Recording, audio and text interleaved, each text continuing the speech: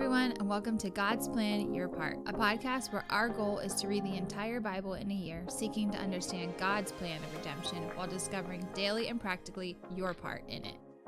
Hey everybody, welcome back. We are still here in Ezekiel. We are coming towards the end of the book, but for now we are in chapters 40 and 41.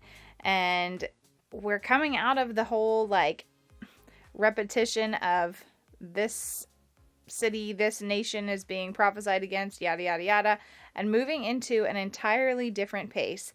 It is definitely strange, though, because I feel like there's a lot of things going on that are you have to really read into or read lots of different opinions about to understand what's even actually going on, because it seems super straightforward, but actually has very different meanings. So if you remember way back in the initial chapters of Ezekiel, there was a vision that Ezekiel had about people basically using the temple of the Lord for the total opposite of what it was needing to be used for. So much so, Ryan, you had mentioned that passage about, was it an angel came down and would mark the foreheads of individuals who were actually using the temple for what it was for, right?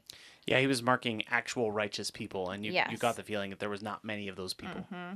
So that was the vision that he had before. Basically, the temple was just this awful place.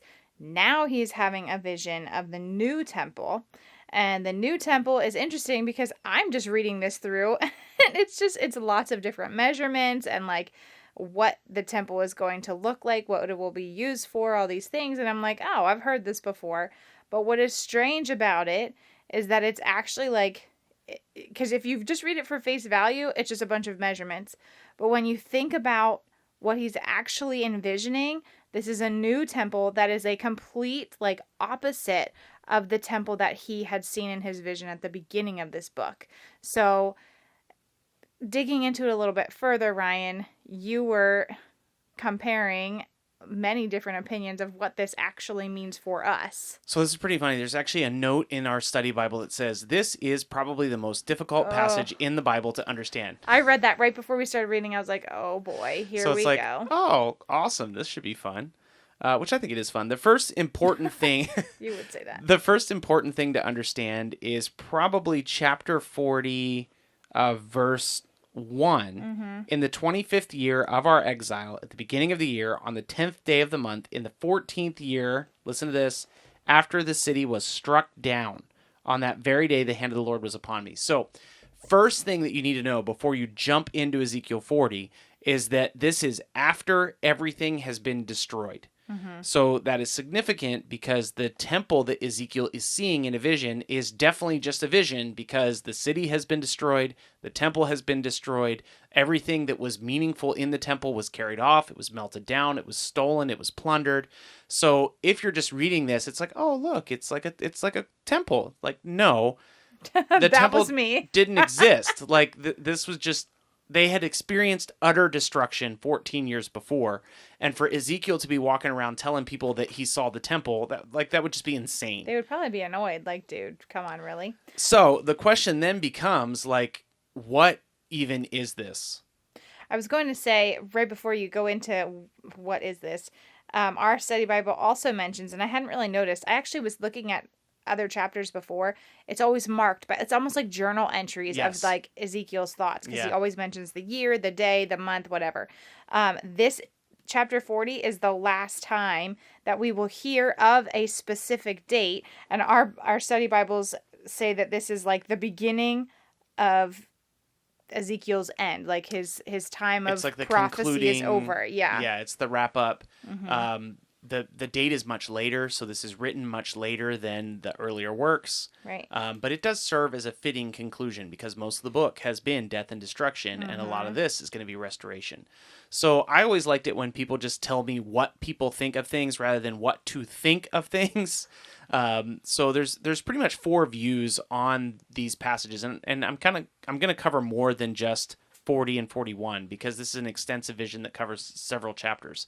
The first one is that Ezekiel could be describing the floor plan for the temple when it gets rebuilt. So the people are going to return from exile. That's going to happen.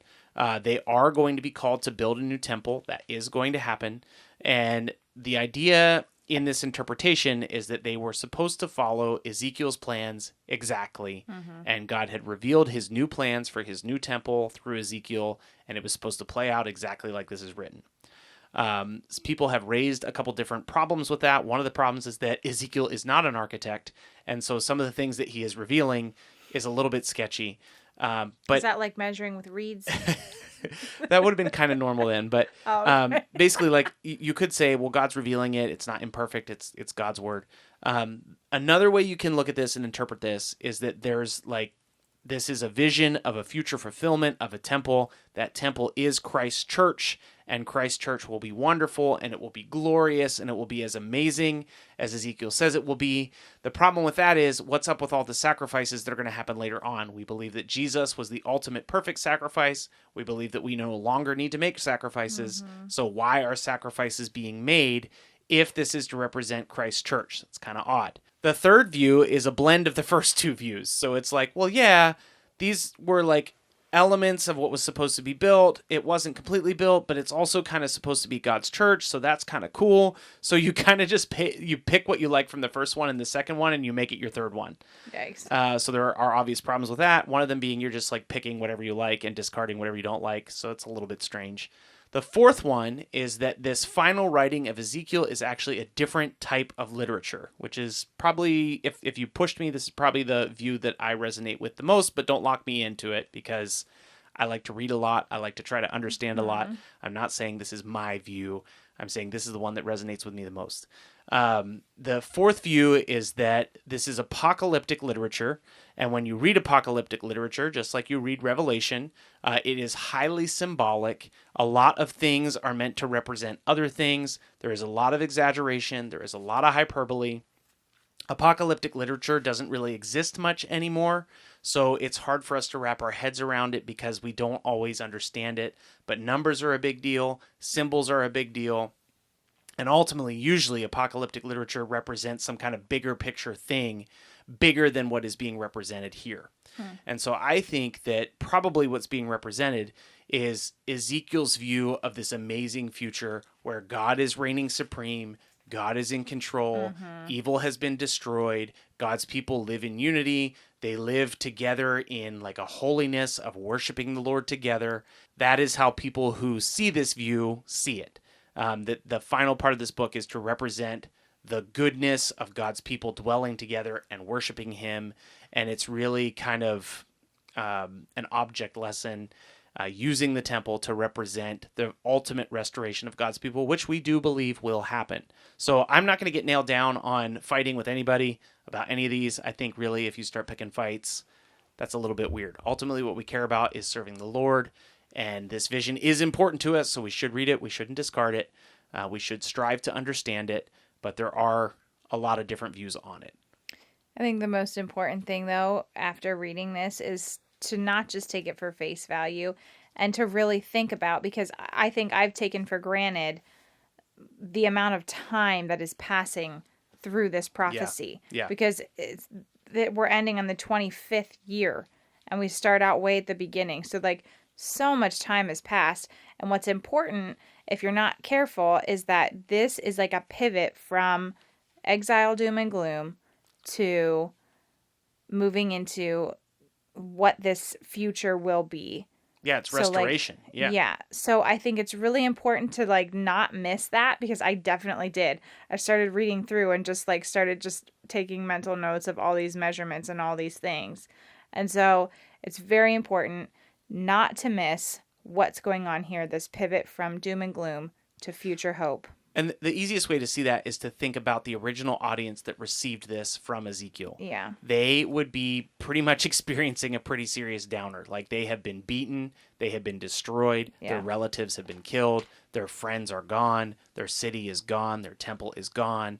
And so when Ezekiel comes out and talks about this brilliant temple that he's seen, this wonderful giant structure that has, we'll get to this in a second, the presence of the Lord in it, filling it, that is a world they've never known. That is a world they've never seen.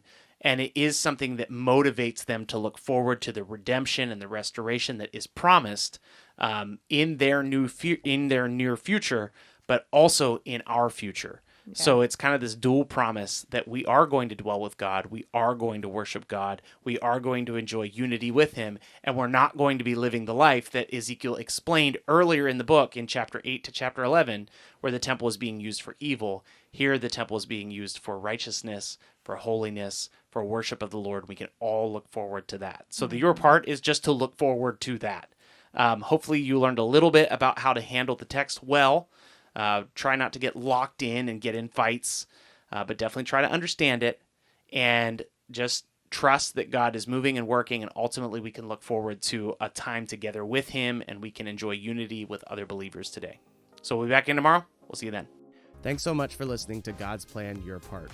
If anything stuck out to you, if you have any questions, or if you'd like to receive a Bible, you can email us at godsplanyourpart@gmail.com. Also, if you're enjoying the podcast, please consider supporting us through the link in our description. We love that you're on this journey with us, and we hope you have a great day. See you tomorrow.